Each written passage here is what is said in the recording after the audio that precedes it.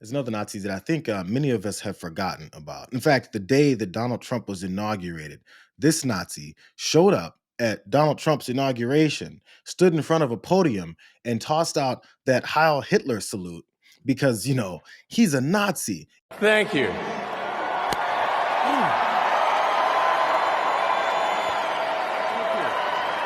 My heart goes out to you. And everyone decided to, again, debate about what we no longer need to debate. He told you who he is. We've seen his history. We've seen his family history. But this guy who came in and invaded our entire government system is now trying to incite more violence. And you won't be surprised the kind of violence that he wants to incite. This is him speaking to this Unite the Kingdom rally in the UK. Violence is going to come to you. You will have no choice.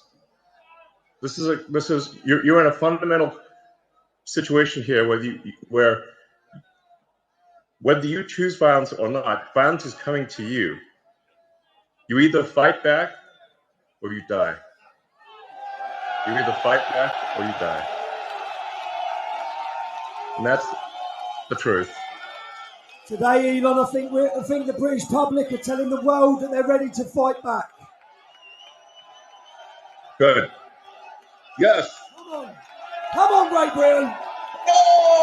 Elon Musk now is speaking overseas from his cozy abode somewhere high up, somewhere where no one can touch him, telling folks in the streets, all of these racists, they need to fight back because violence is coming for them. Sounds very familiar to things that we were hearing when violence wasn't coming to the people who were talking about race wars last week. He's pitching these civil wars amongst multiple countries because, he's a Nazi who, for some reason, too many of us were like, well, it was kind of like a Nazi salute. It wasn't like he was really threw his whole heart and soul into that. Or it's maybe not like it also happens not only in Britain, but also right in Huntington Beach, California. Man, fight back! White man, fight back! White man, fight back! White man, fight back! White man, fight back! White man, fight back! White man, fight back! White man, fight back! Stop having discussions with people that are talking about where the bullets are coming from. Stop having discussions with people that say, well, it's both sidesing it. Stop having conversations with people that tell you when you identify someone as a Nazi that you're inciting violence. Stop doing it because we see the objective, whether the truth is in their face or not, whether they've had a chance to see what the reality is. The bottom line is they want to fight. And if nobody's there to fight them, they're going to go and attack you. It wasn't just when Donald Trump came into office this time that I've been talking about the disproportionate kinds of right-wing, white supremacist, homegrown domestic terror violence that has been upon our country. I cited that years ago. I cited that during Trump's first term when he denied it, when he suppressed those numbers, when he said those are fake news. And the reason that you bring those things up, because if you want to keep downplaying people's astute judgments and observations to what we're seeing as to just being name calling, you allow this to foment, and look what it's turned into. Publicly, these people always had this mindset. Don't get me wrong. They were always there. And many of us knew they were always there. The difference now is they have this confidence to be like, my president said, we get to go back to being this white supremacist, openly white supremacist country. And bro, we're here. America is so back. I opted to not talk about one murder last week and decided to talk about another shooting that happened in Colorado.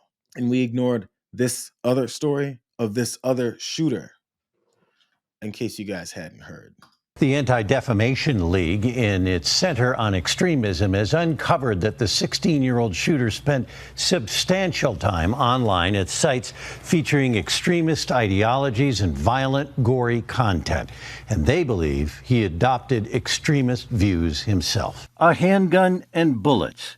This was an image, says the ADL, posted on an X or Twitter account belonging to the Evergreen High School shooter the morning of the attack. The ADL's research of his accounts show Desmond Holley developed a deep fascination with mass shooters, expressed neo-Nazi views, and frequented a site featuring violent, gory images. It's almost like we should pay attention to the folks who keep killing people. So again, that was the 16-year-old shooter from that high school in Colorado that happened on the same day that people were chanting civil war and were coming for the black folks. The reasons that HBCUs had to shut down for the rest of the week under threat of violence, uh, as people who are homegrown terrorists like that continue to pop up.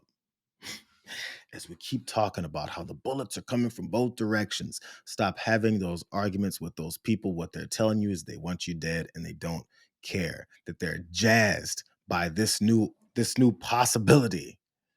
This is what they wanted. They're happy that it happened. Look at how quickly Donald Trump was at Yankees games dancing.